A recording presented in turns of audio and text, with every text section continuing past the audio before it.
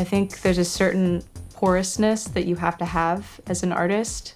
Well, not even that you have to have, that probably you just by nature have. The membrane between you and the world is just a little more porous. It's just you're maybe a little bit more tuned into certain things. So much work is inspired by other artists. Somebody like Jenny Holzer, who does these giant projections. They're like advertising slogans, except their message is very dire. Like, protect me from what I want, things like that. I definitely was thinking about her when I was writing a song like Fear the Future, because I was picturing Fear the Future on a big billboard. Memphis art was something that was really omnipresent during my childhood, and that it was a big art movement in the 80s that you'd see filtered through in films like Beetlejuice, or you'd see these kind of threads of it. And I just got really obsessed with it again, and its color scheme and its clean design and its humor and absurdity, and just worked with it on the imaging for an album. It was like Sexy Pee-wee's Playhouse, which is just redundant, frankly. Again, I was trying to take this very brightly colored and a kind of almost animatronic feel and then like inject the performance of sexiness into it and just see what happened. And part of that was because that was the only way that I could inhabit the idea of that particular kind of sexiness, was to sort of have it be absurdist. You know, you really can just take things from any kind of art, visual art, books that you've read, and just incorporate it all into what you're doing. Like, I was reading a book by an author named Lori Moore, this great book of short stories called Birds of America.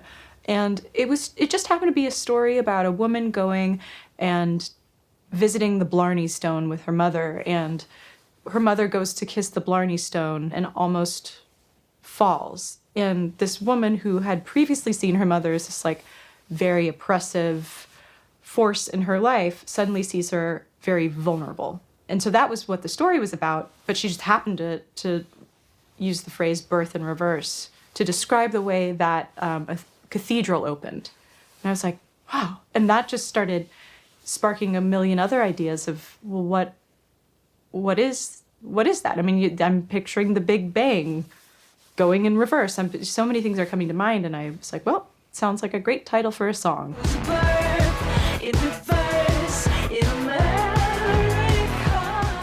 I feel like in the past couple of records, certainly like a color palette has kind of come first, and then you just stick to the palette so that you kind of keep everything in the same world.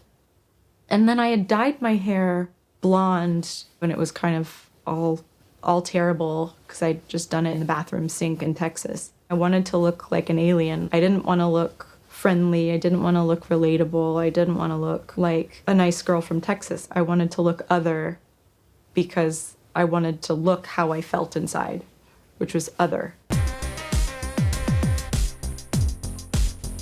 I worked with David Byrne on a record called Love This Giant. We wrote the record over a number of years, just trading ideas back and forth on the computer. Originally, we were just supposed to write a couple songs for a night of charity, but then we just kind of got in the rhythm and really liked it, and kept going and going and going until we had a record. David's so brilliant. One of the things I really walked away with was he's just willing to try anything. I mean, when we were making demos, one of the things that I found so exciting that I ended up incorporating into my own work was, even if he didn't know what the words were, I would get these demos that were like,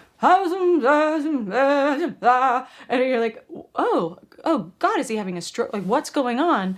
But it would be this like great, really cool melody, and he's just working it out. And the words, maybe it's gibberish, maybe he's singing just syllables, and maybe there'd be some words, but his way of just being free enough to find it, fling it at the wall, see what happens, try this, try that. That was just so, that was so exciting, because I think I'd come at music from a little bit more of a, with a little bit more, I don't know, trepidation. And also the fact that David doesn't look back. I mean, David is always looking forward to his next project, and his projects are in wildly different fields. I mean, he's designing a chair one day, and he's writing a musical the next day, and he's working on a neuroscience project the next day. There's really no end.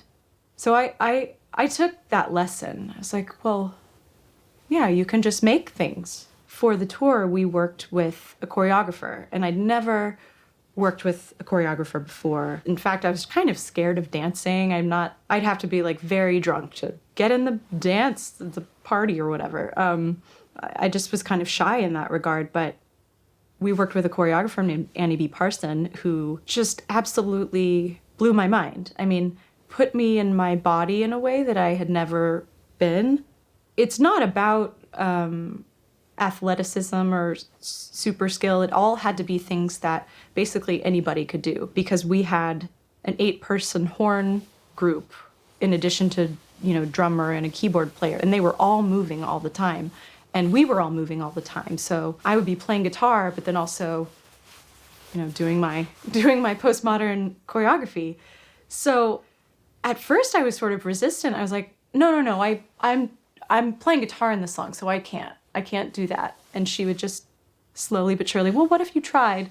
And the next thing you know, I mean, I was just obsessed with it and incorporated it into my own work. And one of the things I found so wonderful about choreography was it was ways that I had never moved my body, which isn't to say that it was a super athletic thing. It was just simply gestures that I'd never done, and that were just kind of inexplicably powerful. Like, I remember her giving me a piece of choreography where I leaned forward and showed my neck to the audience, and it was one of the it's like a shock went through me the first time I did it. It was like, wow, this is a really emotional thing, and I don't really know why. And I found that with so much of the choreography, it puts you in your body in a way that it's just special.